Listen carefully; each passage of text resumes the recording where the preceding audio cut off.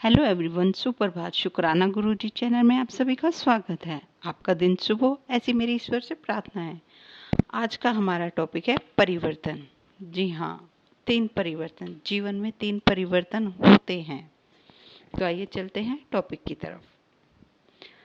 कल से सीखें आज के लिए, कल से सीखें आज के लिए, कल के लिए उम्मीद करें, क्योंकि आज है जो वही सच है, जो कल होगा वह उम्मीद होगी।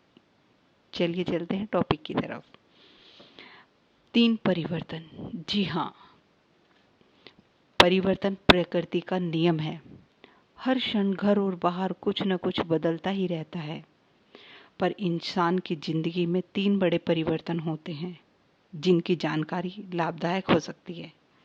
नंबर 1, पहला बड़ा परिवर्तन होता है जब हम 15 वर्ष के होते हैं या 11वीं कक्षा में जाते हैं। किशोर अवस्था में परिवर्तन करने के कारण शरीर में हार्मोन परिवर्तन होते हैं और हम यह समझ ही नहीं पाते कि हम बड़े हैं या बड़े हो गए हैं या हम बच्चे हैं। दूसरा परिवर्तन, जीवन में दूसरा परिवर्तन बड़ा परिवर्तन होता है। शादी होने पर 2 परिवार, दुगनी जिम्मेदारियां, माँ बाप के समय में कटौती कर जीवन साथी को समय देना और सब कामों में तालमेल बैठाना बड़ा ही मुश्किल काम होता है। इस परिवर्तन को जो बड़ी ही समझदारी से झेल जाता है वही पारिवारिक सुख पाता है, वरना परिवार टूटने में समय नहीं लगता। तीसरा परिवर्तन आता है। तीसरा परिवर्तन भी अपने आप में बहुत बड़ा है। इंसान की जिंदगी में तब होता है जब अपने ही वे बच्चे, जिन्हें कल तक उंगलियां पकड़ना चलाना सिखाया था, वे कहते हैं, पिताजी आपको तो किसी बात की समझ ही नहीं है, आप तो कोई काम ढंग से ही नहीं कर सकते, मुझे तो समझ ही नहीं आता कि आप ऐसी ऊट पटांग हरकतें करते ही क्यों हो। और सबसे बड़ी बात, आपने सारी उम्र किया ही क्या है हमारे लिए, आपने किया ही क्या है हमारे लिए। हम आज यदि अच्छी तरह से पढ़े लिखे हैं या अच्छा स्टैंड बनाए हुए हैं तो इसके पीछे हमारी ही मेहनत है, इसमें आपने कुछ नहीं किया। प्रत्येक व्यक्ति को 3 परिवर्तन को बिल्कुल शांत होकर स्वीकार करना होता है, क्योंकि यही प्रकृति का नियम है और यही खुश रहने का एक तरीका भी है। क्योंकि परिवार टूटते देर नहीं लगती, बहुत ही आसानी से परिवार टूट जाते हैं। और ये परिवर्तन सभी के साथ होते हैं, हर एक किसी के साथ, हर एक किसी के जीवन में ये परिवर्तन आते हैं। वो एक कोल्हू के बैल की तरह स्वयं को मिटाकर सबको सफल बनाने के लिए निरंतर चलता रहता है। और आपने वो सारे एहसास जो उसके पिताजी के उसे कराए थे, वो अपने बच्चों को देना चाहता है। और इसी पूरी प्रक्रिया में उसे कई बार अपमान और पीड़ा भी झेलनी पड़ती है, पर वो चुप रहकर सहता है, किसी से कुछ नहीं कहता।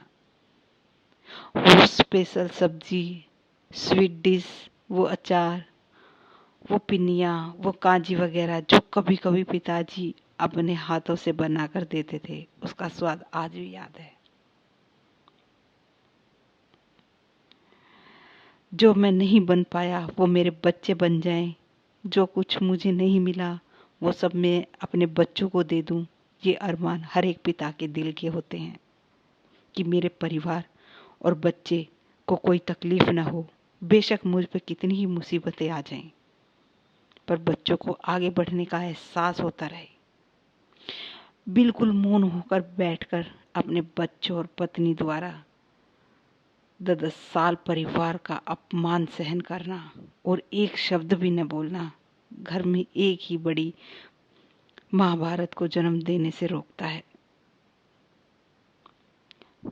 बच्चों को उनकी मनपसंद जगह जाने से रोकना, टीवी और पिक्चर छोड़कर अपने पढ़ने के लिए कहना, उससे अपने परिवार संस्कार डालने की कोशिश करना, स्कूल की उस गलतियों को टीचर से सुनकर उन्हें सही दिशा में मोड़ना, बीमार होने या चोट लगने पर भी कहना कोई बात नहीं, तू तो मेरा शेर है, जैसे कठोर फैसले पिताजी को ही लेने पड़ते हैं, जबकि वो जानता है कि वो बच्चे को टोका टाकी बिल्कुल पसंद नहीं।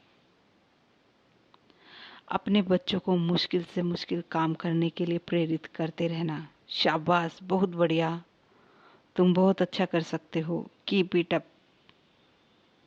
ये कुछ शब्द एक बच्चे के अंदर ताकत भरते हैं। और मैं सच कहता हूँ,